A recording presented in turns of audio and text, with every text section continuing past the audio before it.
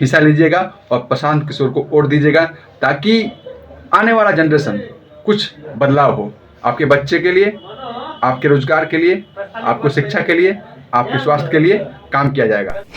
दोस्तों, प्रशांत किशोर ने अपना अनशन तोड़ दिया। आपको पता होगा कि प्रशांत किशोर ने जो प्रयास किया था उनका सफल हुआ।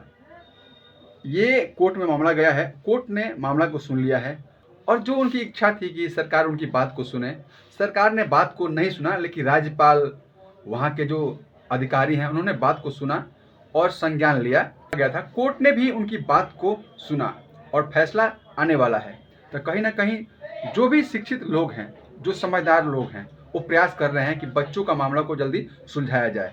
प्रशांत किशोर एक ज़मीन जो लिए हैं, अलर्ट हुआ है, सरकार से उन्होंने परमिशन लिया है और प्रशांत किशोर अब वहीं धरना देंगे, मतलब वहीं पे अपनी आवाज़ बुलंद करेंगे और जो सोई हुई जनता है, जो जाति पाति में लोग बटे हुए हैं, उनको जगाने का काम करेंगे प्रशांत किशोर।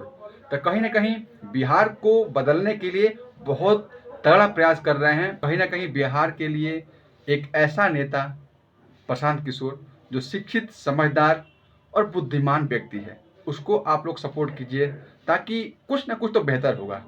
जो बेहतर नहीं हो पाया उससे कुछ अच्छा ही होगा। बाकी आप लोग की मर्जी है, आप लोग क्या करते हैं नहीं करते हैं।